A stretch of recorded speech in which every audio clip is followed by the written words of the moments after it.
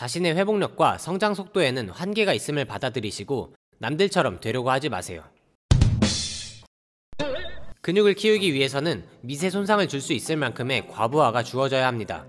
따라서 근육의 성장을 유도할 정도로 강도가 높은 운동을 해야 하는데요.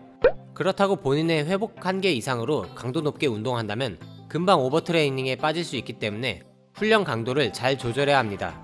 하지만 이 경계가 어느 정도인지는 정확히 알기가 어렵습니다.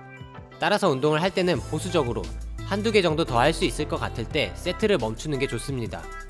실패 지점까지 가지 않아도 근육은 성장한다고 하니까 괜히 더 욕심내다가 무리하지 마세요. 만약 오버트레이닝 증상이 나타나는 것 같다면 과감하게 1-2주일 정도 완전 휴식을 하거나 디로딩을 하면 됩니다.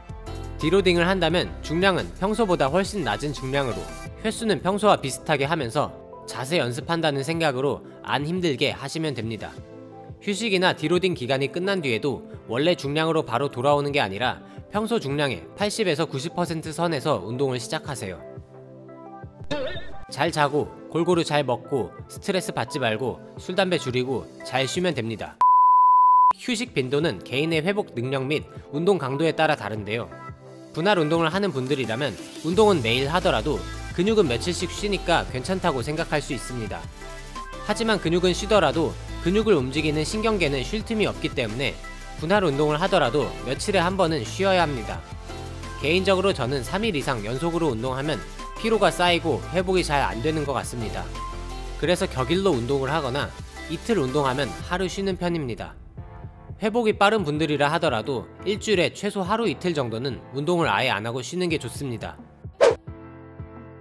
오버트레이닝은 언더 리커버리라는 말로 대체할 수도 있습니다. 본인의 회복 능력이 훈련량을 못 따라갈 때 오버트레이닝이 생기는 것이기 때문에 운동에만 초점을 두기보다는 손상과 회복의 조합이라는 관점에서 오버트레이닝을 인지하는 게 더 낫습니다. 휴식도 훈련이라 생각하고 수면, 영양 상태 등이 부족하지 않도록 회복에 더 신경을 많이 써야 합니다. 운동은 자신이 회복할 수 있는 한계까지만 해야 하고요. 회복력은 개개인마다 다르기 때문에 감당할 수 있는 훈련량도 사람마다 다릅니다.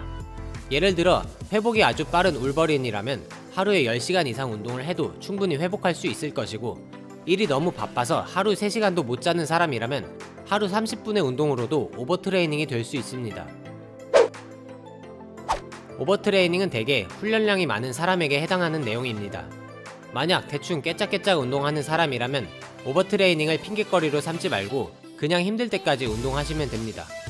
하지만 운동을 어느 정도 인생의 우선순위로 두고 사시는 분들은 오버트레이닝을 한 번 이상은 겪었을 겁니다. 잘 모르고 넘어갔을 수도 있지만요. 항상 내 몸에서 오는 사소한 신호들에 민감하게 귀를 기울여야 하고, 오버트레이닝의 증상이 의심된다면 과감하게 휴식을 취하거나 디로딩을 하는 것도 용기입니다. 이런 말도 들어봤는데요. 욕심을 내다가 오버트레이닝을 할 바에는 운동을 대충 적당히 하는 게 나을 수도 있습니다.